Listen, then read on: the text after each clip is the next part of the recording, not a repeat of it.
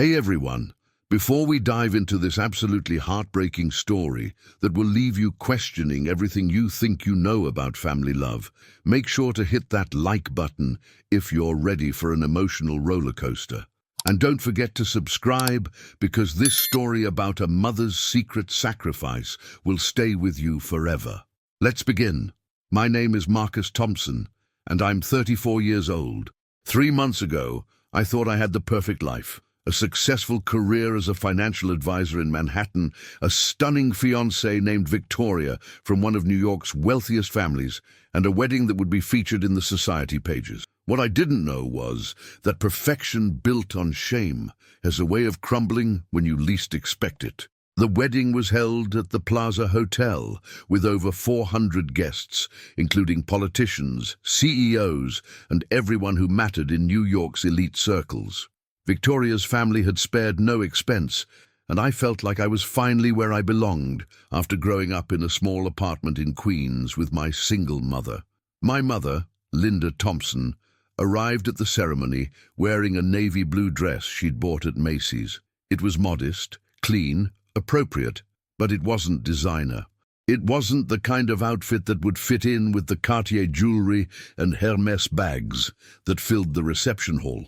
During the cocktail hour, I was mingling with Victoria's father's business partners when I saw my mother approaching our group. She was carrying a small wrapped gift and had that nervous smile she always wore when she felt out of place. "Marcus, honey," she said quietly, "I just wanted to give you and Victoria this little something." The conversation in our group stopped. I could feel the eyes of Victoria's family and friends on us, taking in my mother's discount store dress, her working-class accent, her humble gift wrapped in paper that clearly came from the drugstore. "Mum," I said, my voice lower than I intended, "we're kind of in the middle of something important here." Her smile faltered slightly, but she nodded. "Of course, sweetheart. I'll just leave this with the other gifts." But Victoria's mother, Patricia Whitman, chose that moment to make things worse. "Mrs. Thompson," she said with a smile that didn't reach her eyes, "perhaps you'd be more comfortable at one of the tables in the back. We've seated you with some of the other guests." I knew exactly what she meant. The other guests were the people who didn't belong in their world, distant relatives, old family friends. And yes, people like my mother. This was my moment. This was when I should have stood up for the woman who raised me, who worked 2 jobs to put me through college, who sacrificed everything so I could have the opportunity she never had. Instead, I made the worst decision of my life. "That's probably best, Mom," I said, not meeting her eyes. "You'll have more fun over there anyway." The hurt that flashed across my mother's face was like a physical blow, but she just nodded and walked away, clutching her small gift. I watched her find her assigned table in the back corner of the ballroom, far from the main action, and sit down alone. The rest of the wedding went perfectly. The dinner was exquisite, the speeches were elegant, and everyone complimented Victoria and me on how well suited we were. But every time I glanced toward the back of the room and saw my mother sitting by herself, picking at her food while everyone around her celebrated, I felt a growing knot in my stomach. After the reception, as Victoria and I were leaving for our honeymoon in the Maldives, my mother came up to say goodbye. She hugged me tight and whispered in my ear, "I'm so proud of you, Marcus. You deserve all this happiness." "Thanks, Mom. I'll call you when we get back." "Don't worry about me," she said with a smile that looked forced. "Just enjoy your new life." Something about the way she said "new life" bothered me, but I was too caught up in the excitement of the moment to think about it too deeply. It wasn't until we returned from our honeymoon 2 weeks later that I realized my mother had disappeared from my life completely. Her phone was disconnected. Her apartment in Queens was empty.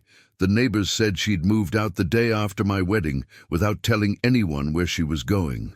And when I went to her workplace, the hospital where she'd worked as a nurse for 20 years, they told me she'd submitted her resignation that same day, effective immediately. My mother had vanished, and I had no idea why. Standing in my mother's empty apartment in Queens, I felt like I was in a nightmare. The place where I'd grown up, where she'd helped me with homework at the kitchen table, where she'd celebrated every achievement in my life, it was completely bare, except for a single envelope on the kitchen counter with my name on it. My hands shook as I opened it. Inside was a short note in my mother's careful handwriting. "Marcus, I know you're probably confused about why I left, but I think it's for the best.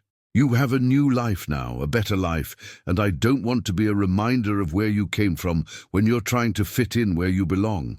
I'm proud of the man you've become. Don't worry about me, I'll be fine. Love always, Mom. P.S. Check the closet in my bedroom. There's something I left for you." The closet was empty except for a small cardboard box on the floor. Inside, I found things that made my heart break. Every letter I'd ever written her from college, every newspaper clipping about my business successes, every photo of us together from my childhood through my engagement party. But at the bottom of the box was something that stopped me cold. Bank statements going back 5 years, showing monthly deposits of exactly $500 from an account I didn't recognize. The deposits had stopped the day after my wedding. I called the bank immediately.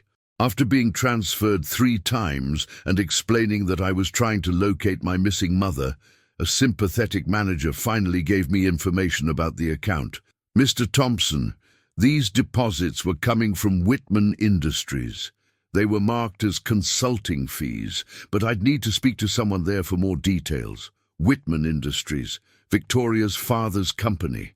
My mind raced as I tried to make sense of this. Why would Victoria's father be sending my mother money, and why would it stop right after our wedding? I drove straight to Victoria's family estate in the Hamptons, where she was staying while I was supposed to be handling some business in the city. When I arrived, I found her by the pool with her mother, both of them drinking champagne and looking through our wedding photos. "Marcus!" Victoria called out cheerfully. "What a surprise! I thought you were meeting with clients today." "We need to talk," I said, holding up the bank statements, "about these payments to my mother."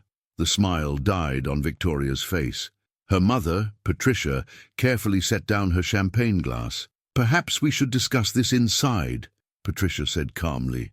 In the study, surrounded by oil paintings of Victoria's ancestors and shelves full of leather-bound books, Patricia explained everything with the casual tone of someone discussing the weather. "Your mother came to see me about 6 months before your engagement," she began. "She was concerned about the differences between your backgrounds and wanted to know if there was anything she could do to help you succeed in our world." "What kind of help?" "Well, she was very perceptive. She realized that having a working-class mother might be challenging for your career prospects in our circles. So we came to an arrangement." My blood went cold. "What kind of arrangement?" Victoria finally spoke up, her voice small. "Marcus, she offered to stay in the background, to not be too visible in your new life. In exchange, my father provided her with a monthly allowance so she could retire early and not have to worry about money. You paid my mother to stay away from me?" "It wasn't like that," Patricia said quickly. "It was her idea. She said she wanted to make sure she wasn't holding you back from the life you deserved. And you thought this was acceptable?" "Marcus," Victoria said, tears starting to form in her eyes, "we thought we were helping. Your mother seemed to think it was the best solution for everyone." "The payment stopped after our wedding," I said, my voice getting louder. "Why?" Patricia and Victoria exchanged a look that told me there was more to this story. "Because," Patricia said carefully, "the arrangement was only until you were safely married into our family. After that, we assumed you'd be fully integrated into our world and wouldn't need assistance with the situation anymore." The situation. They were talking about my mother like she was a problem to be managed. "Where is she now?" "We don't know," Victoria said. "The payments were deposited automatically. We never had direct contact with her after that first meeting. I left the Hamptons that day feeling like my entire marriage was built on a lie. But more than that, I felt like the biggest fool in the world for not seeing what was happening right in front of me. My mother hadn't abandoned me. She'd been systematically erased from my life by my new family, and I'd been too blind or too willing to notice. But what haunted me most was the realization that she'd gone along with it willingly, believing that her absence would somehow make my life better. And now she was gone, and I had no idea how to find her. I hired the best private investigator in New York City, a former FBI agent named Robert Chen, who specialized in finding missing persons. Within a week, he'd tracked down information that the police couldn't or wouldn't provide. "Your mother didn't just disappear," he told me during our meeting in his office. "She planned this very carefully. She closed all her accounts, sold her furniture, and bought a bus ticket to Portland, Oregon, under her maiden name." "Portland? Why Portland?" "She has a sister there. Linda Martinez, that was your mother's name before she married your father, right?" I nodded. I barely remembered my Aunt Rosa, my mother's younger sister, who'd moved to the West Coast when I was a kid. "Here's the interesting part," Chen continued, pulling out a folder. "Your mother didn't just move to Portland. She's been working there for the past 3 months as a night shift cleaner at Portland General Hospital. A cleaner, but she's a registered nurse with 20 years of experience. Apparently, she's working under her maiden name and didn't transfer her nursing credentials. It's like she wanted to start completely over." Chen slid a photograph across the desk. It showed my mother in scrubs, looking tired but determined, pushing a cleaning cart down a hospital corridor. "I can give you her address," he said, "but Mr. Thompson, you should know, she's not living well.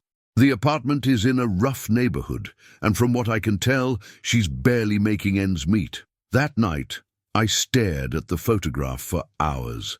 My mother, who had worked her way up from housekeeping to head nurse over 2 decades, was back to cleaning floors, and all because she thought it would help my career.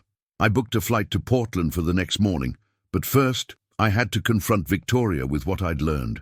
I found her in our Manhattan penthouse, getting ready for a charity gala that I'd completely forgotten about. "We need to talk about my mother," I said without preamble. "Marcus, we've been through this. My family was trying to help." "Help? My mother is working as a janitor in Portland because she thinks that's what's best for my career. She's living in poverty while we're living in luxury that was partially built on her sacrifice." Victoria put down her lipstick and turned to face me. "What do you want me to say? I'm sorry. Fine, I'm sorry, but what's done is done. What's done is done." I couldn't believe what I was hearing. Victoria.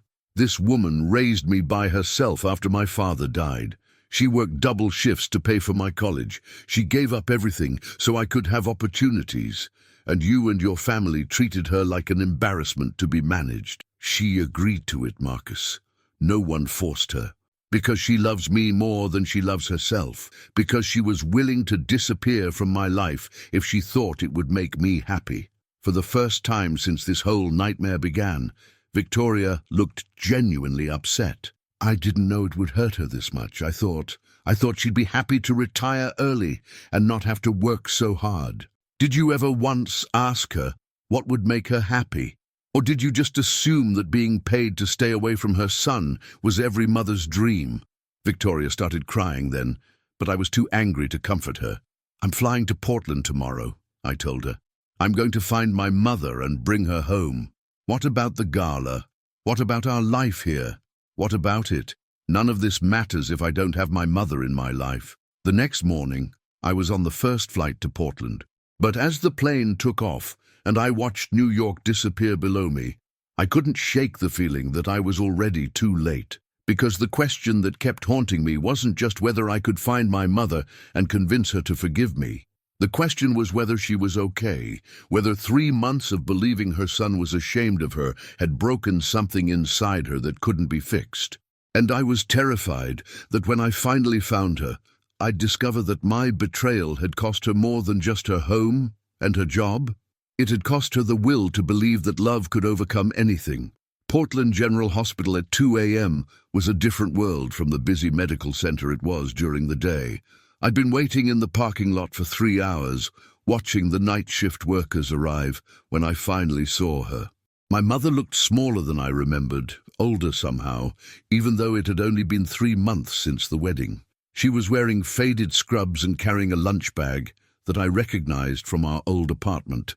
Seeing her walk toward the employee entrance with her head down, looking like she was trying to be invisible, broke something inside me. I followed her into the hospital, staying far enough back that she wouldn't notice me. I watched her check in with security, get her supplies from a janitor's closet, and begin methodically cleaning the floors of the emergency department. She worked with the same quiet efficiency I remembered from my childhood. The way she'd clean our apartment on Saturday mornings, the way she'd organize my school supplies, the way she'd made our small home feel warm and welcoming despite having so little. Around 4 a.m., she took a break in a small employee lounge. I watched through the doorway as she sat alone, eating a sandwich and reading a paperback novel. She looked so lonely, so tired, so far from the confident, proud woman who had raised me. That's when I finally found the courage to approach her. "Mom." She looked up from her book, and for a moment, her face lit up with pure joy. Then, just as quickly, that joy was replaced by confusion and what looked like fear. "Marcus, what are you doing here? How did you—" "I hired someone to find you." I sat down across from her in the empty lounge. "Mom, why did you leave like that? Why didn't you tell me where you were going?" She closed her book and folded her hands in her lap, not meeting my eyes. "I thought it would be easier this way, for both of us." "Easier? Mom, I've been worried sick about you. I thought something terrible had happened." "Nothing terrible happened, sweetheart. I realized it was time for me to step back and let you live your new life without worrying about your old one." "My old life? You're not my old life. You're my mother." She finally looked at me then, and I saw tears in her eyes. "Marcus, I saw how uncomfortable you were at your wedding, how embarrassed you were when I tried to talk to you in front of your new family. I realized that I was holding you back." "You weren't holding me back." "Yes, I was." Her voice was gentle but firm. "Honey, you married into a world where having a working-class mother from Queens is a liability. I understood that, so I made the decision to remove myself from the equation. By taking money from Victoria's family to disappear." She looked surprised that I knew about the payments. "They told you about that?" "I found the bank statements." "Mom, how could you agree to something like that?" "Because I love you more than my own pride," she said simply. "Marcus, that money allowed me to know you'd be okay. It allowed me to step back without worrying that you'd feel guilty about not taking care of me financially. But you're not okay. You're working as a janitor when you're a trained nurse. You're living in poverty while I'm living in luxury that was partly paid for by your sacrifice." My mother smiled sadly. "I'm not living in poverty, sweetheart. I have enough to get by. And I'm working as a cleaner because I wanted to start fresh, to not be Linda Thompson, Marcus's mother, but just Linda Martinez, a woman making her own way." "But why here? Why Portland?" "Because Rosa is here, and because it's far enough away that you won't accidentally run into me and feel obligated to pretend we're close when your new family is around." The casual way she said that, as if our relationship was just a performance I had to maintain, cut deeper than any accusation could have. "Mom, I don't want to pretend anything. I want you back in my life, real life, not some arrangement where you hide in the background." She reached across the table and took my hand. "Marcus, honey, I appreciate you coming all this way, but we can't go back. Too much has happened. You have a wife now, a family that expects certain things from you. I won't be the reason you lose all of that. What if I don't care about losing it?" "But I care," she said firmly. "I didn't sacrifice everything to give you opportunities just so you could throw them away for me. I want you to be successful, to be happy, to fit in with the world you've chosen. What if the world I've chosen is wrong?" Before she could answer, her supervisor appeared in the doorway. "Linda, break time's over. We need to get the ICU floors done before the morning shift arrives." My mother stood up and gathered her things. "I have to get back to work." "Mom, wait. Can we talk more? Maybe tomorrow?" She hesitated, then shook her head. "Marcus, it's better if you just go home to your wife. Forget you found me. Let me live my life and you live yours." "I can't do that." "You have to," she said, and there was a finality in her voice that scared me. "Because if you don't, I'll have to move again. And next time I'll make sure even the best private investigator in the world can't find me." As I watched my mother walk back to her cleaning cart and continue her rounds, I realized that I wasn't just fighting to get her back in my life. I was fighting against the woman she'd become, someone so convinced that loving me meant sacrificing herself that she'd rather disappear entirely than risk being a burden. And I had no idea how to convince her that losing her was the greatest failure of my life, not having her in it. I didn't leave Portland. Instead, I checked into a hotel and spent the next day tracking down my Aunt Rosa, hoping she could help me understand what my mother was really thinking. Rosa Martinez lived in a small house in southeast Portland, surrounded by a garden that reminded me of the plants my mother used to keep on our fire escape in Queens.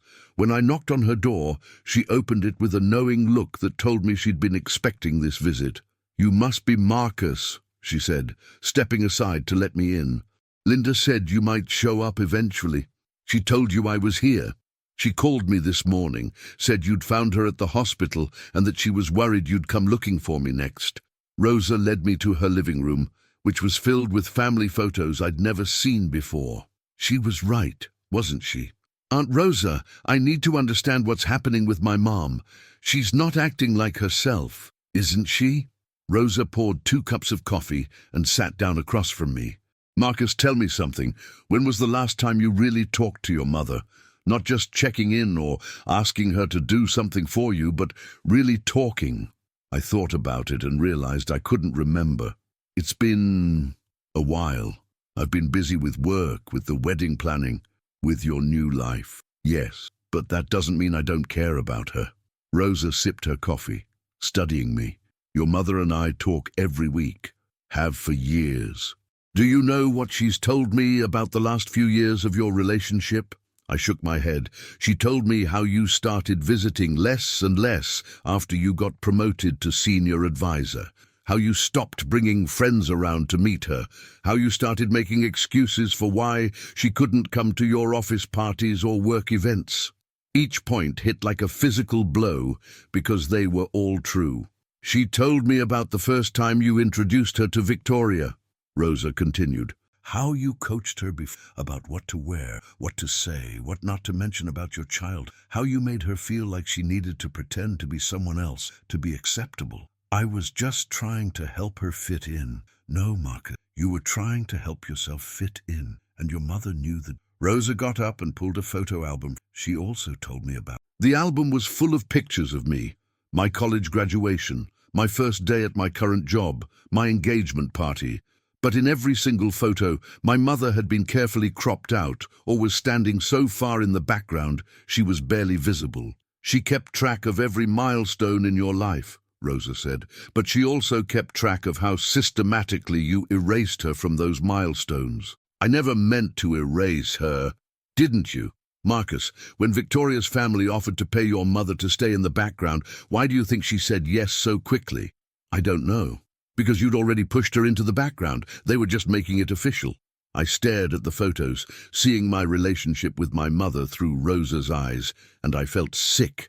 "She loves you more than anything in this world," Rosa continued.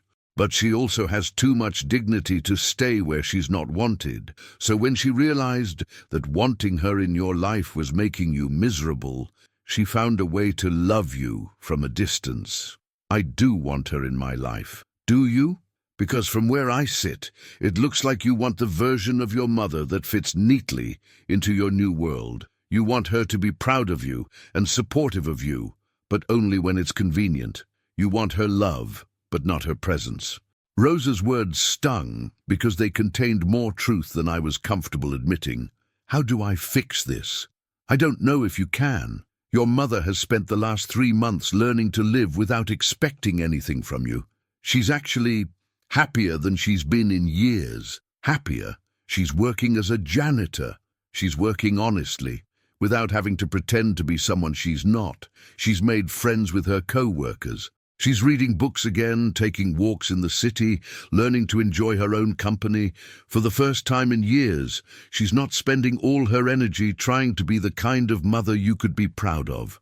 I was always proud of her. Were you, Marcus?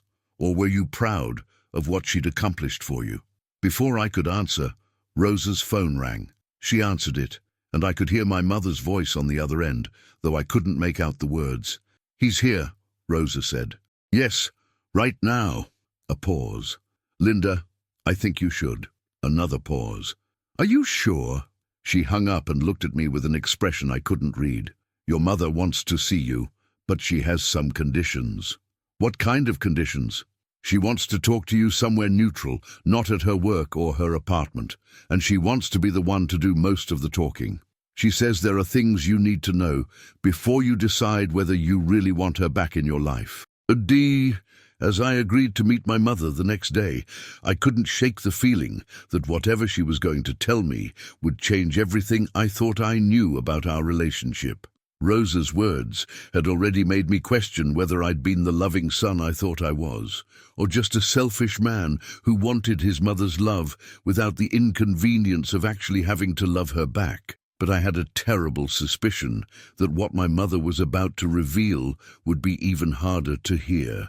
My mother chose a small coffee shop in downtown Portland, the kind of place where people come to read books and work on laptops, where our conversation would be just another background murmur. She was already there when I arrived, sitting at a corner table with 2 cups of coffee, looking nervous but determined. "Hi, sweetheart," she said as I sat down. "Thank you for coming." "Of course. Mom, about yesterday." "Let me talk first," she said gently. "There are things I need to tell you, things I should have told you years ago."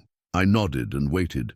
"Marcus, do you remember when you were in high school and you asked me why I never dated anyone after your father died? You said you were too busy raising me. That was only part of the truth. The whole truth is that I did date someone for about 2 years when you were in college. This was news to me." "Who?" "His name was David. He was a teacher at the elementary school where I volunteered sometimes. He was kind, funny, patient with kids. He loved me, and I loved him." "What happened?" My mother took a sip of coffee, gathering her courage. "You happened, Marcus. Not directly, but when you graduated from college and started your career, you became the center of my world in a way that wasn't healthy for anyone." "I don't understand." "I broke up with David because I was afraid that having a serious relationship would take attention away from you. I was afraid that if I was building a life with someone else, I wouldn't be available whenever you needed me." "Mom, I never asked you to do that." "No, you didn't ask. But I did it anyway because being your mother had become not just my most important job, but my only job. And over the years, as you became more successful and started moving in different circles, I became more and more afraid of losing you." She reached across the table and took my hand. "Marcus, the last few years, I've been so focused on being the kind of mother who wouldn't embarrass you or hold you back that I forgot how to just be myself. I went along with Victoria's family's arrangement, not just because I thought it would help your career, but because I was relieved. Relieved that someone else was taking responsibility for managing the situation. Relieved that I didn't have to keep trying to figure out how to love you without being a burden." Tears started forming in my eyes. "You were never a burden." "Wasn't I? Marcus, be honest. When was the last time you called me just because you wanted to talk to me, not because you needed something or felt obligated to check in?" I couldn't answer because we both knew what the truth was. "When was the last time you asked me about my life, my dreams, my feelings about anything that didn't relate to you?" Again, silence. "I don't blame you for this," she continued. "I created this dynamic. I made myself so available, so focused on your needs, that I trained you to see me as a support system rather than as a whole person. That's not how I see you, isn't it? Marcus, when you think about me, what do you think about? My hopes, my interests, my relationship with my sister, my friendships, my hobbies? Or do you think about what I've done for you and what I can do for you in the future?" Her question hung in the air between us, and I realized she was right. I thought of my mother in terms of her relationship to me, not as an independent person with her own life. "The money from Victoria's family," she said. "It wasn't just about making your life easier. It was about giving me permission to step back from a relationship that had become suffocating for both of us." Suffocating. Marcus, I love you more than my own life, but loving someone that much, making them the entire center of your existence, it's not healthy. And it's not fair to them, because it puts pressure on them to be responsible for your happiness. She finished her coffee and looked out the window at the Portland street scene. These last 3 months, living on my own, working a simple job, making new friends who know me as Linda Martinez and not as Marcus Thompson's mother. It's been the first time in years that I've felt like myself. So you don't want to come back? It's not about what I want, sweetheart.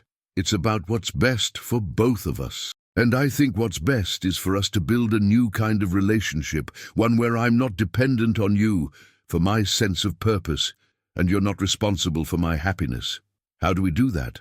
I don't know yet, but I know it starts with both of us being honest about what went wrong before. My mother reached into her purse and pulled out an envelope. There's something else you need to know, something about Victoria's family that you might not be aware of. Well, what? The arrangement they made with me. It wasn't just about paying me to stay in the background. They also asked me to sign some papers.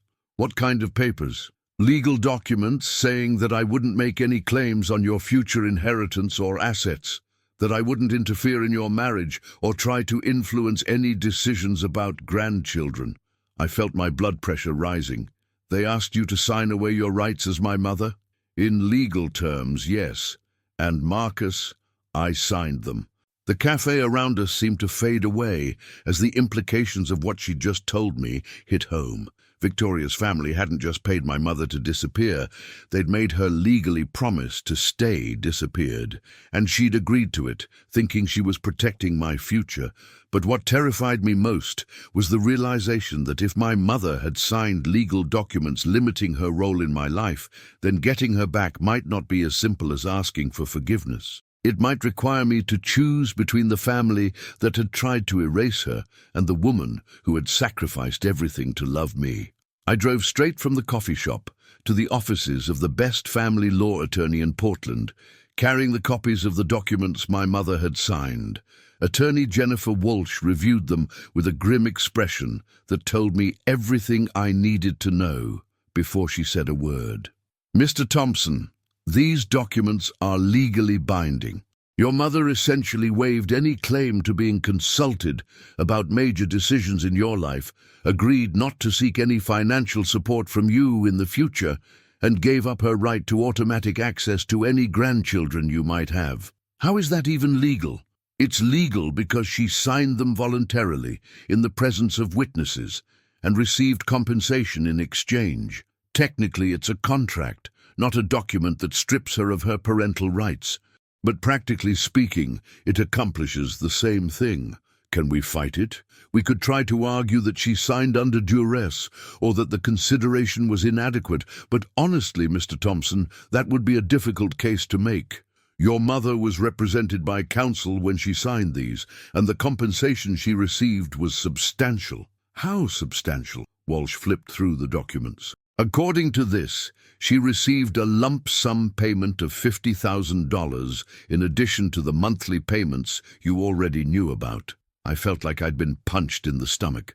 $50,000? The money was placed in a trust that she could access if she ever needed emergency medical care, or if you died before her. But otherwise, it's essentially a severance package for agreeing to remove herself from your life. I left the lawyer's office feeling sick. My mother hadn't just agreed to step back from my life. She'd been paid a substantial sum to legally guarantee she'd stay away, and Victoria's family had made sure the transaction was ironclad. That night, I called Victoria from my hotel room. She answered on the first ring, sounding worried. "Marcus, where are you? You missed the Hendersons' dinner party and people are asking questions." "I'm still in Portland, and I just found out about the $50,000. Silence on the other end of the line. "Victoria?" "Marcus, I can explain." "Explain what?" "That your family didn't just pay my mother to disappear. They made sure she could never come back. That they turned my relationship with my mother into a legal contract." "It wasn't my idea," she said, her voice small. "Whose idea was it?" "My father's lawyer suggested it. He said it would protect us from any future complications."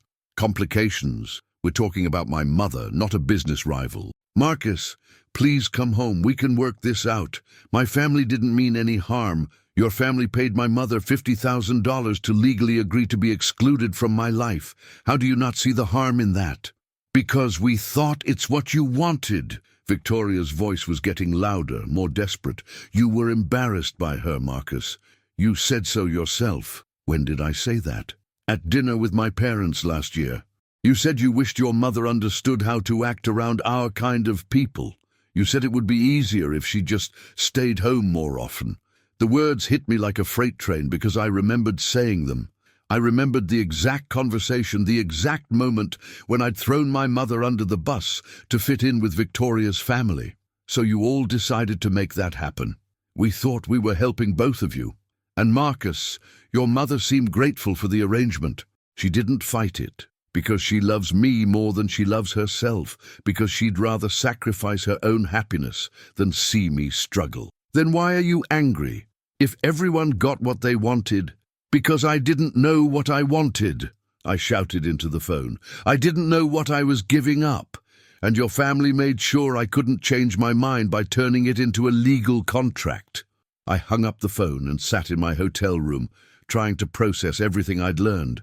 My mother had been bought out of my life, and I'd been the one who set the price by complaining about her to Victoria's family.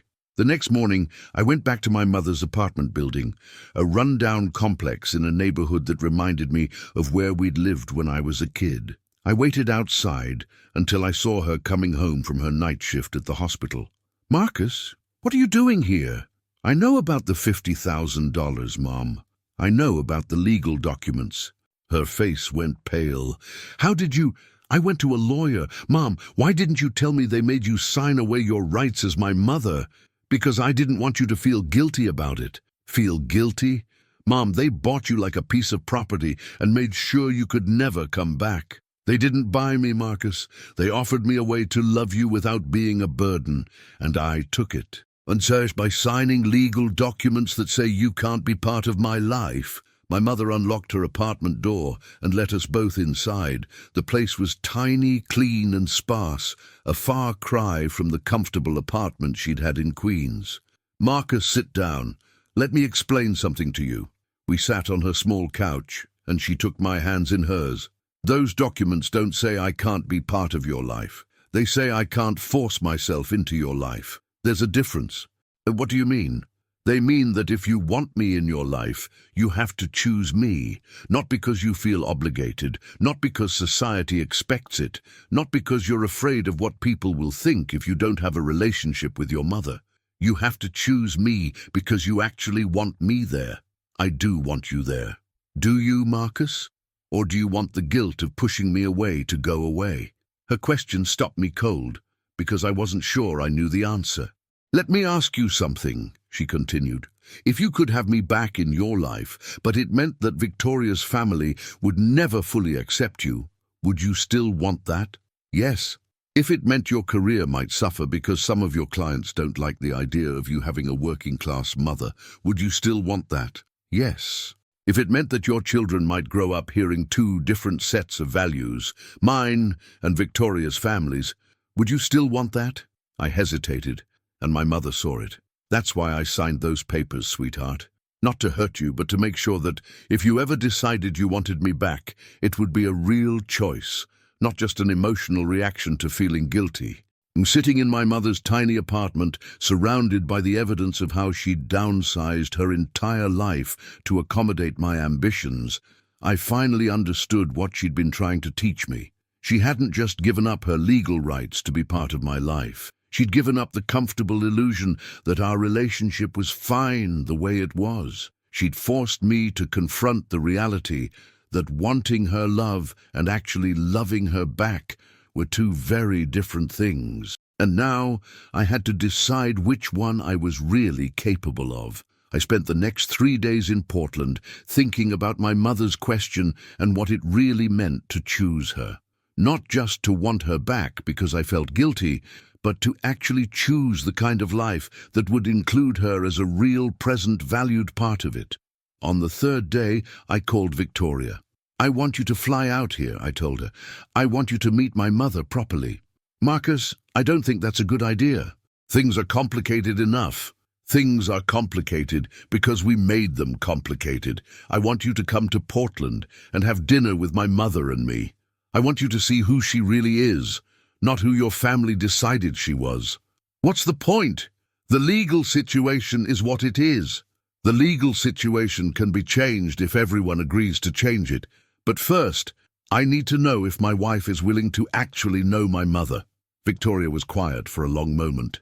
And if I say no, then I'll know where we stand. Are you threatening me? I'm asking you to choose, the same way I'm having to choose.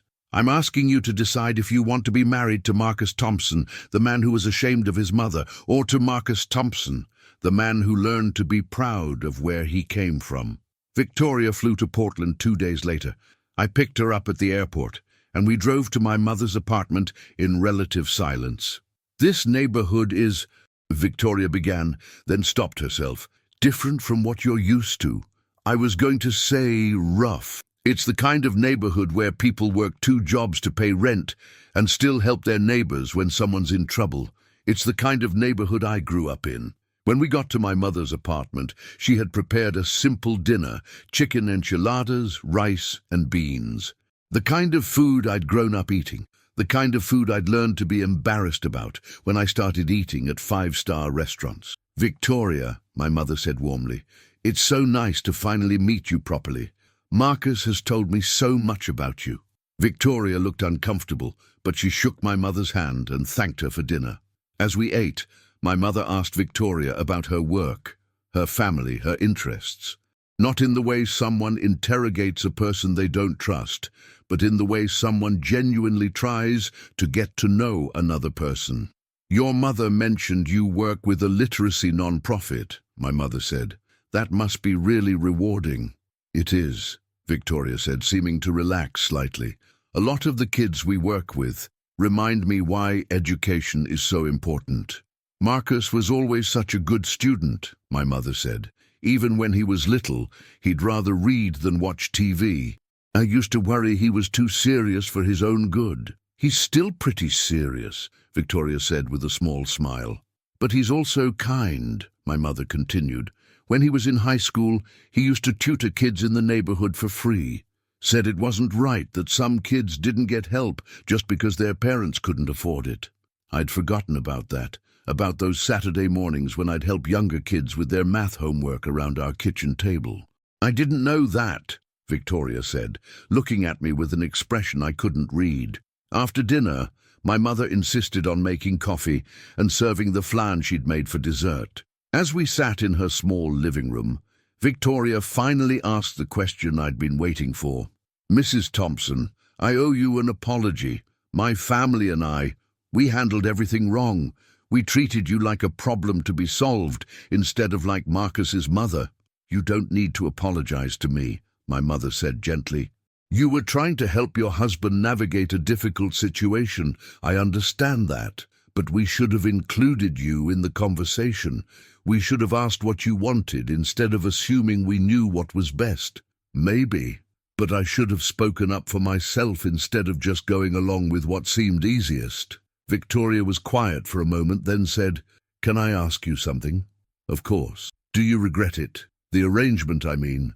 Do you regret agreeing to step back? My mother considered the question carefully. I regret that it was necessary. I regret that I hadn't raised a son who was confident enough in himself to include his mother in his new life without feeling ashamed.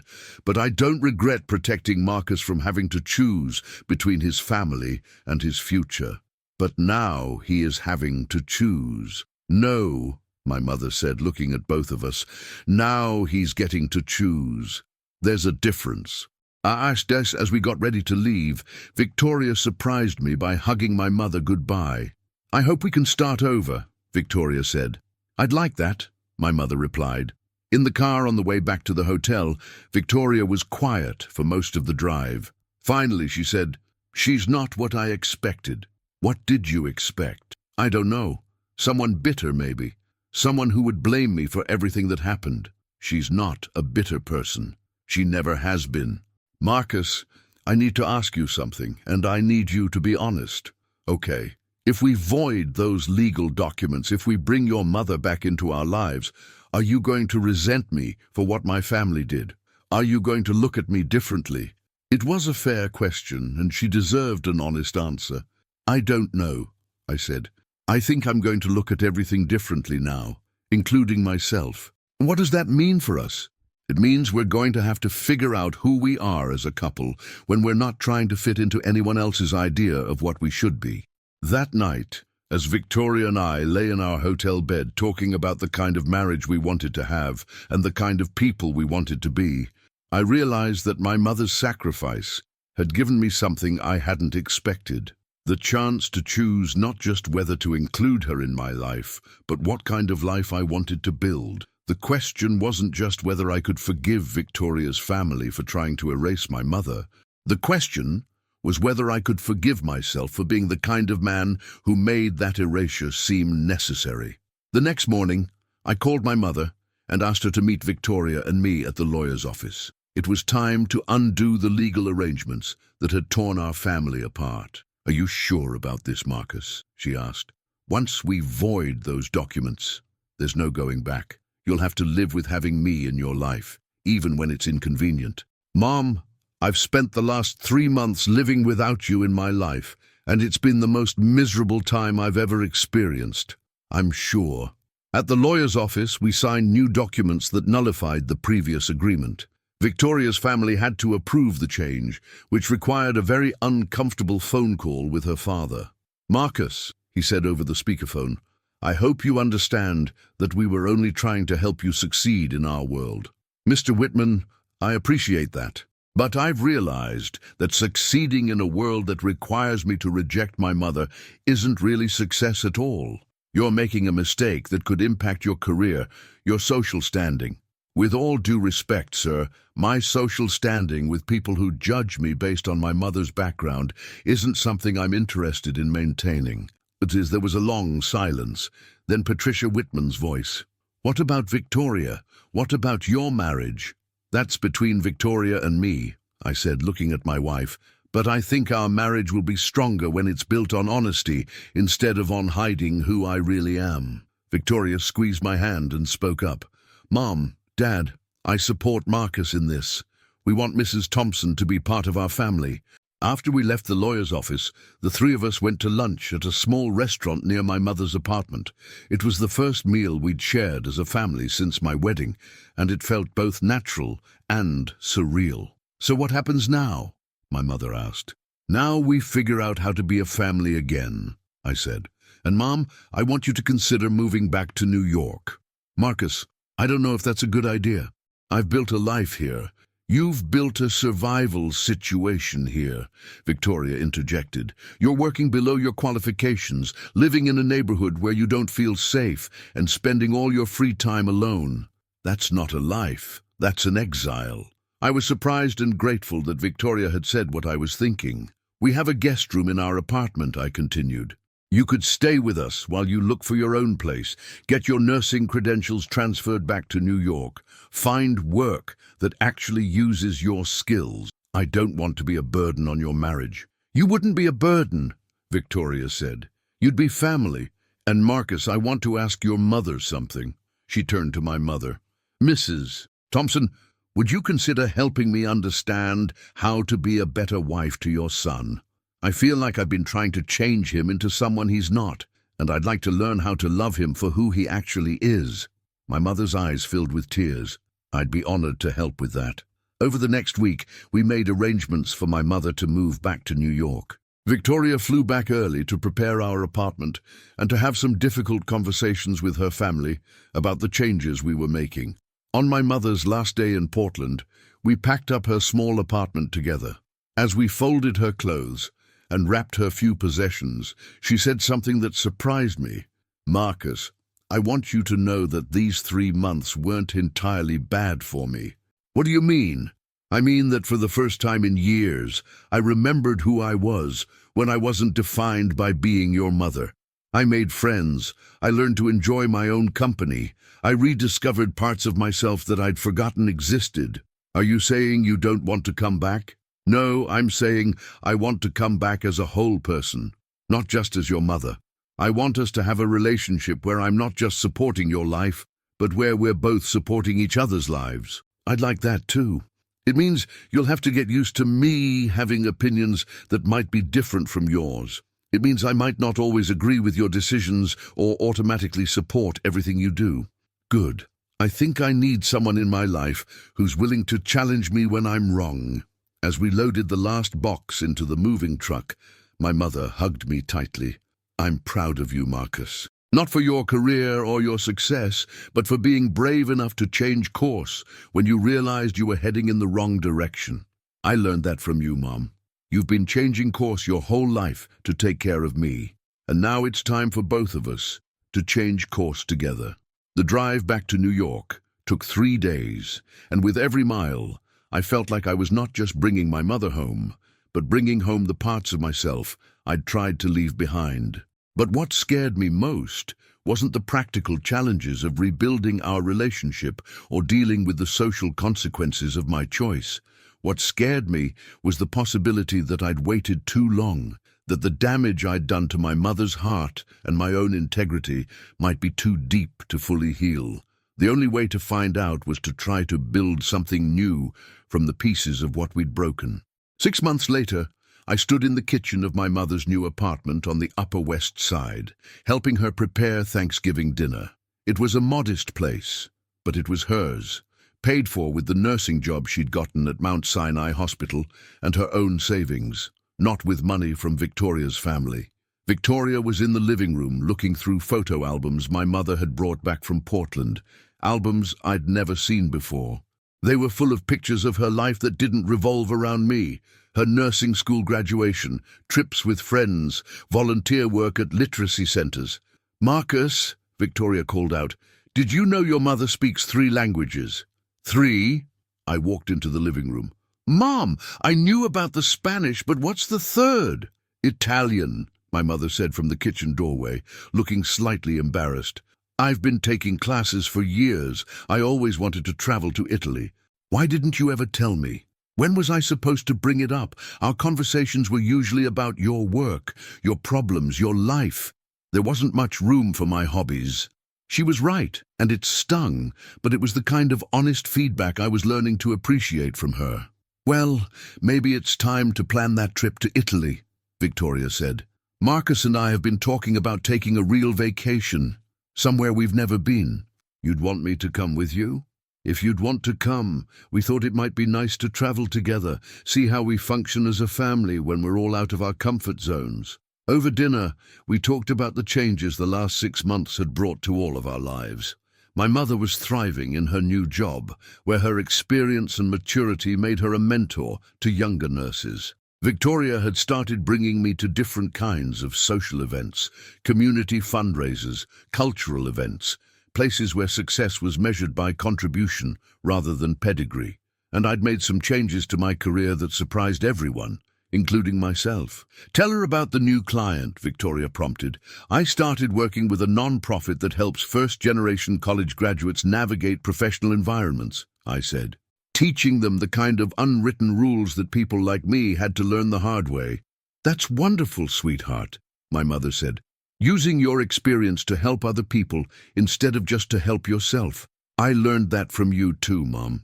You spent your whole career helping other people, and you raised me to do the same. I just forgot for a while." After dinner, as Victoria and my mother cleaned up together, something that would have been unimaginable a year ago, I stepped out onto the balcony to call my Aunt Rosa. "How's the family reunion going?" she asked. "Better than I expected. Mom seems happy. Really happy, not just putting on a show for my benefit. That's because she knows she can be herself with you now. She doesn't have to perform being the perfect, grateful mother anymore. Rosa, can I ask you something? Do you think she'll ever completely forgive me for what I did?" "Marcus, your mother forgave you before you even asked for forgiveness. The question isn't whether she'll forgive you. The question is whether you'll forgive yourself enough to become the man she always believed you could be." When I came back inside, I found Victoria and my mother looking at wedding albums. Not from my wedding to Victoria, but from other family weddings over the years. "Your mother was telling me about your cousin's wedding last year," Victoria said. "The one where you were too busy to attend." "I wasn't too busy," I admitted. "I was embarrassed.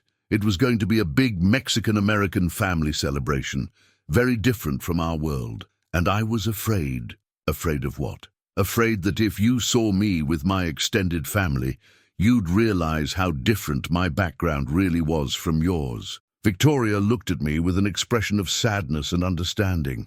"Marcus, I fell in love with you because you were different from the men in my world. You were ambitious, but you were also kind. You were successful, but you hadn't forgotten where you came from, or at least I thought you hadn't forgotten." "I had forgotten, but I'm trying to remember." My mother reached over and took both of our hands. "You know what I've learned in the last 6 months?" "What?" "I've learned that love isn't about protecting people from difficult truths. It's about believing in their ability to handle those truths and grow from them." "What do you mean?" "I mean that for years, I protected you from knowing how much I sacrificed for your success because I thought it would burden you. But what it actually did was rob you of the chance to appreciate what you had and to make conscious choices about what kind of man you wanted to be." She squeezed our hands. "And Victoria, your family protected you from knowing about the financial arrangement with me because they thought it would upset you. But what it actually did was make you complicit in something you never would have agreed to if you'd known the whole truth." Victoria nodded. "We all kept secrets thinking we were protecting each other, but we were actually preventing each other from making real choices." "So no more secrets," I said. "No more protecting each other from uncomfortable truths." "Agreed," my mother said, "which is why I need to tell you both something." Victoria and I looked at her expectantly. "I've been seeing someone, a man I met in my Italian class. His name is Robert. He's a retired teacher, and he makes me laugh more than I've laughed in years." I felt a momentary surge of surprise, maybe even jealousy, but then I looked at my mother's face, radiant with happiness, and felt only joy.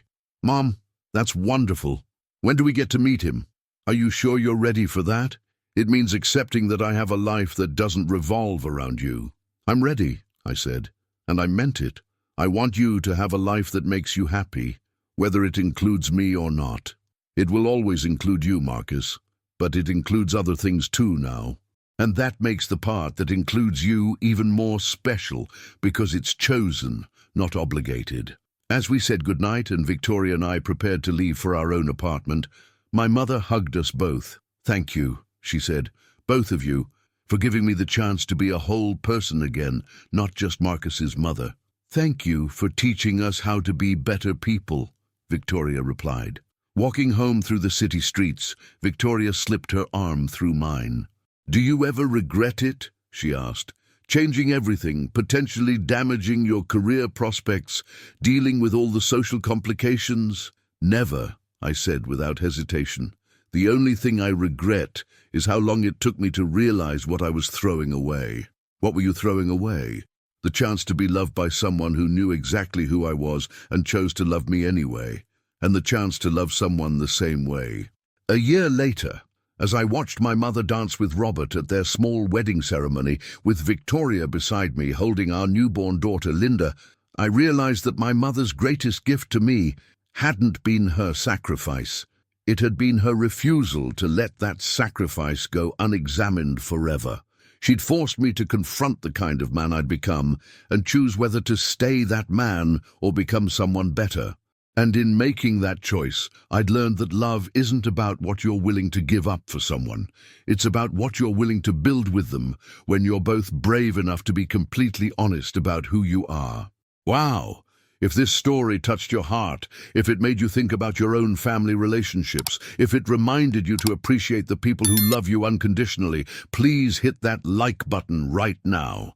In the comments, tell me, what sacrifice did someone make for you that you didn't fully appreciate at the time? Is there someone in your life you need to apologize to or reconnect with? Share this story with someone who needs to hear it. Maybe someone who's struggling with family, relationships, or someone who's forgotten to appreciate their mother's love. And don't forget to subscribe, because we have more powerful stories about family, forgiveness, and the courage to change course when you realize you're headed in the wrong direction.